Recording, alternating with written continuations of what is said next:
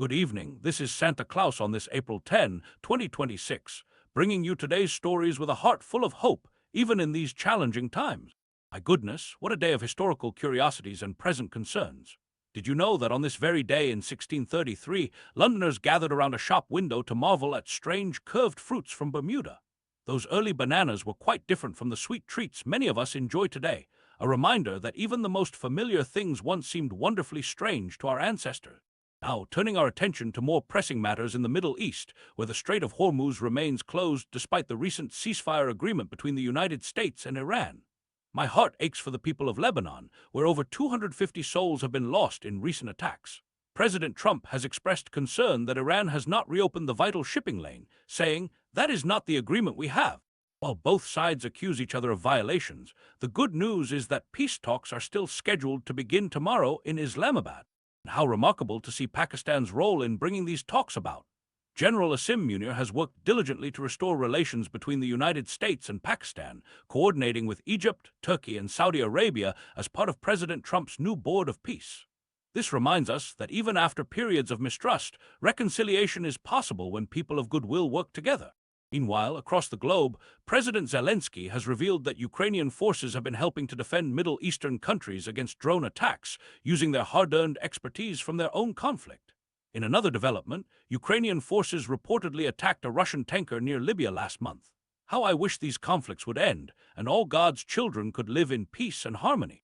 On the economic front, consumer prices in the United States have increased significantly, with the Consumer Price Index jumping 0.9% last month, the largest increase in nearly 4 years. This is largely due to higher oil prices from the Middle Eastern conflict and the effects of tariffs. My heart goes out to families struggling to make ends meet during these difficult times.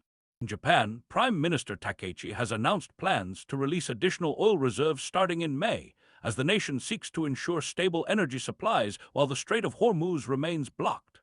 Japan, which depends on the Middle East for 95% of its oil, is looking beyond the region for new sources.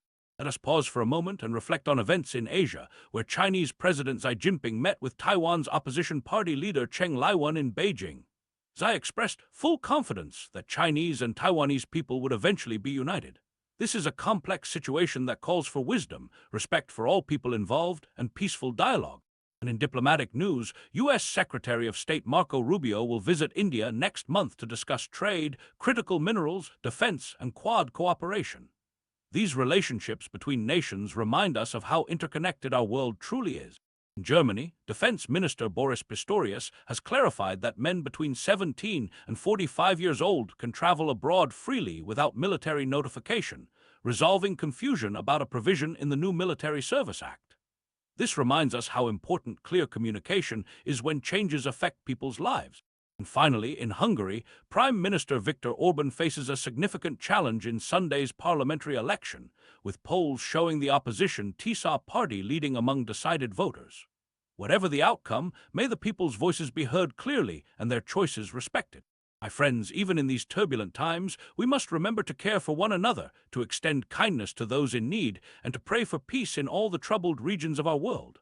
After all, we are all brothers and sisters in this beautiful creation, called to look after each other with generosity and love. May the light of hope shine brightly in your hearts tonight.